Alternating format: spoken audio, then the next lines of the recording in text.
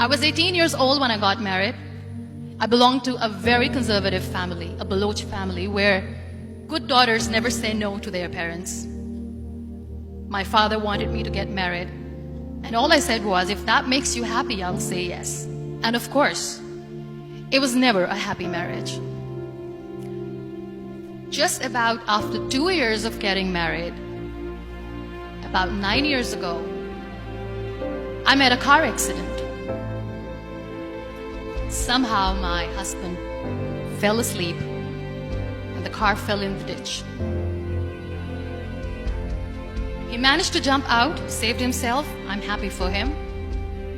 But I stayed inside the car and I sustained a lot of injuries. The list is a bit long. Don't get scared. I'm perfectly fine now. Radius ulna of my right arm were fractured. The wrist was fractured. Shoulder bone and collarbone were fractured.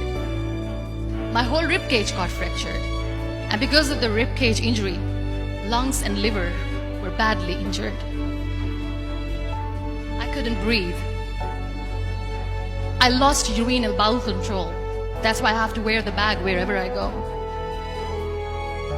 But that injury that changed me and my life completely as a person and my perception towards living my life was the spine injury.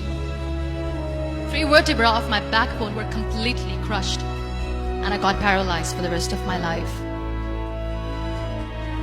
So this accident took place in a far-flung area in the outskirts of a very small province, Balochistan, where there was no first aid, no hospital, no ambulance. I was in the middle of nowhere in that toppled car.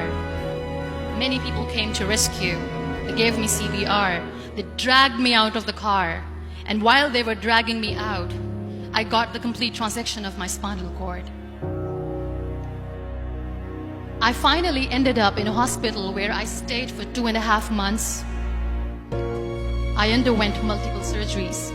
Doctors have put a lot of titanium in my arm. There's a lot of titanium at my back to fix my back. That's why people in Pakistan call me the Iron Lady of Pakistan.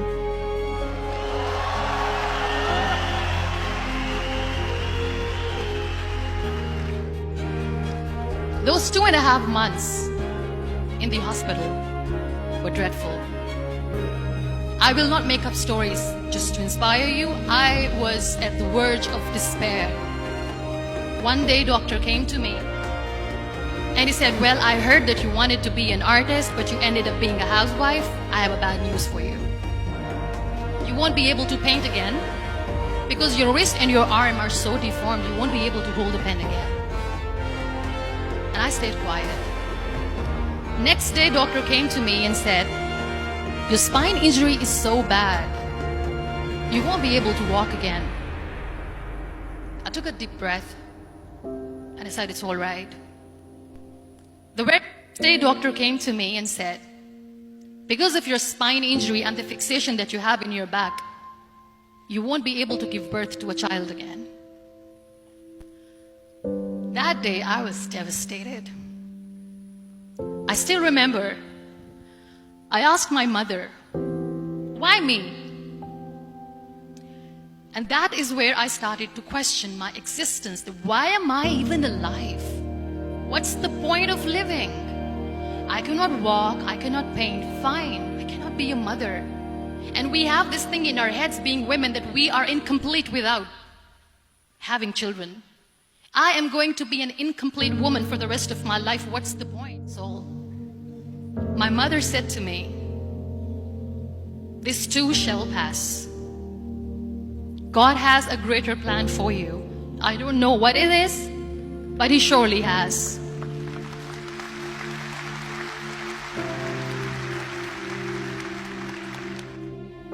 So what kept me going was, one day I asked my brothers, I know I have a deformed hand, but I'm tired of looking at these white walls in the hospital and wearing these white scrubs. I'm getting tired of this. I want to add more colors to my life. I want to do something. Bring me some colors, bring me some small canvas. I want to paint.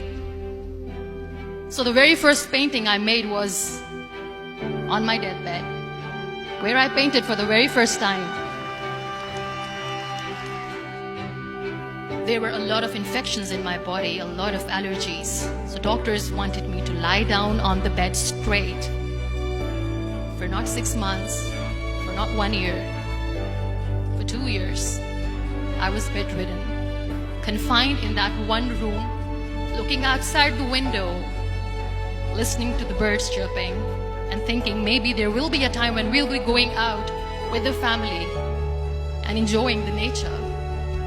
That was the time where I realized how lucky people are, but they don't realize. And you know how it all began? That day I decided that I'm going to fight my fears. We all have fears. Fear of unknown, fear of known, fear of losing people, fear of losing health, money. We want to excel in career, we want to become famous, we want to get money. We are scared all the time. So I wrote down one by one all those fears. And I decided that I'm going to overcome these fears one at a time. Do you know what was my biggest fear? Divorce. It didn't work. But the day I decided that this is nothing but my fear, I liberated myself by setting him free. And I made myself emotionally so strong that the day I got the news that he's getting married, I sent him a text that I'm so happy for you and I wish you all the best. And he knows that I pray for him today.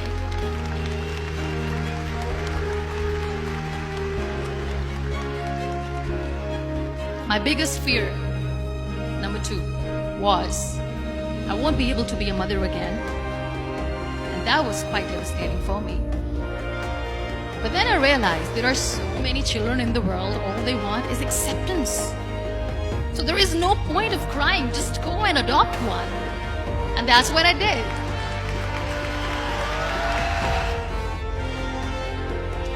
So when you accept yourself the way you are, the world recognizes you.